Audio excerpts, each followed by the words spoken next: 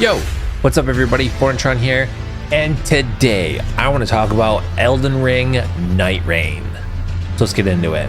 I've been seeing a lot of videos and just reading a lot of stuff on the internet about how people are skeptical about this new Elden Ring game, and a lot of people just have mixed opinions about it. And I just wanted to take a moment to share my thoughts on what I think about this upcoming FromSoftware game. This game is not directed by Hidetaka Miyazaki, and I know that is a little bit scary for a lot of people, but I feel like this is a smart move for FromSoftware because Miyazaki is king and he definitely makes the best games, but I think it's more smart for him as being the CEO of FromSoftware to kind of delegate and hand off some of those director duties to new upcoming directors. And they've proven that with games like Armored Core 6. Armored Core 6 wasn't directed by Miyazaki, and that game is incredible. It's a completely slept on game, and I'll talk about that more in a little bit. But Elden Ring Nightreign is going to be directed by Junia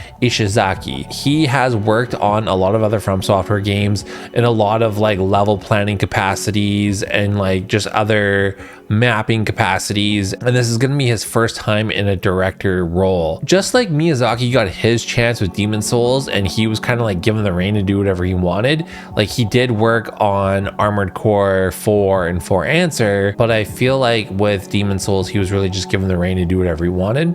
And it's nice to see that he has given this same courtesy to Junia, and he's just like, he's quoted as saying, is like, do it as you please, like do it as you envision, because I feel like if I step in I'll just get in the way, kind of like he did when he was in the supervisor role for Dark Souls 2. So this is going to be a first time for Junia, and I think this is super smart, giving a new director a chance to do something great.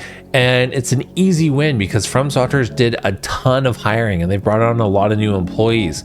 And what better way to get them introduced to the FromSoftware engine than get them making an Elden Ring spinoff game? So you don't have to spend a bunch of money enhancing an engine or making new assets or making new animations. And a lot of people are like, oh, that's just lazy, they're reusing a bunch of stuff. Yeah, but they're remixing it and they're doing something cool with it. Think of like The Legend of Zelda Majora's Mask. So that is all the same engine assets as Ocarina of Time. It's just kind of remixed. Or even more recently, think of like what Tears of the Kingdom is to Breath of the Wild. So it's like all the assets and engine reused. They just incorporated some new in-game mechanics and stuff like that and gave it a new spin. That's what I'm seeing. It's just like a new director. What's a low-cost way to get them some experience and to lead their own team and to get people comfortable with the engine? Just get them to reuse Elden Ring and then just remix it. A recent example that I can think of is Horizon Zero Dawn Remaster, and people were spinning that into a win because it's like, well, that's an easy win for Guerrilla Games to get new employees accustomed to the Decima engine, and they get to just like reuse assets and then just get comfortable with that stuff and then just make a remaster. And it's like, yeah, like that is true, like that is a cost-effective way to do all that, but at the same time you're remastering a game that really never needed a remaster. And then when you look at the remaster footage, you're just like, yeah, I could see that there is some stuff that's made better, but did it really need it? Did it really enhance the game at all? It's like, I don't think so. And recently there were rumors that there was going to be a Dark Souls 3 remaster, and I was like, oh man, like like that's dumb for one, but I am a FromSoftware fanboy, so I would totally buy it, even though I dunk on the Horizon Zero Dawn remaster. But I feel like this is what they meant by that. Instead of just doing like a lazy remaster where you can do all those things, you can give a new director a chance, you can get new staff members accustomed to your game engine and all your assets, your animations and how things work, etc. But then you're just putting out a product that like really didn't need to exist, where instead they're doing all those things, but they're making a new product, and it's a spin-off Elden Ring game that's going to be multiplayer and focused on short game intervals and the core gameplay mechanic. So I want to talk about that a little bit. FromSoftware is trying something new, which I love, and they're kind of dipping their toe into this, and that's perfect for a new director to kind of like share their ideas and then show where they can really shine. And FromSoftware has proven that they can make games that are not direct Souls-likes that are incredible. So think Sekiro. So Sekiro is an action game. So Sekiro is like FromSoftware's version of like what God of War is. So they made an action game, and a lot of people regard it as their favorite FromSoftware game, and they think it's one of the best games ever. I think it's a really great game. It's not my favorite FromSoftware game, but Sekiro is awesome. And then also Armored Core 6. Armored Core 6 is not like a direct Souls-like, and it kicks ass, and it's a real shame. I'm so happy that it did do well in their eyes, but I think a lot of people slept on it, and like a lot of people who are like Elden Ring fans missed the mark by not playing Armored Core 6 because it just kicks so much ass. It's such a good game. I highly recommend any of you play it who hasn't played it yet. But they've proven that they can make non-direct Souls-like games, and they're awesome. So them trying something new and doing like a more multiplayer focused game that's more of like a roguelike that has like shorter game intervals, I think is awesome. Like the gameplay loop for this really makes me think like a game like Returnal. So one gripe that I have with the Souls games is, say you've only got like a short period of time to do a little bit of gaming, or maybe like, I don't know, you're in the mood to play a little bit of FromSoftware. You're not in the mood to do like a whole new playthrough.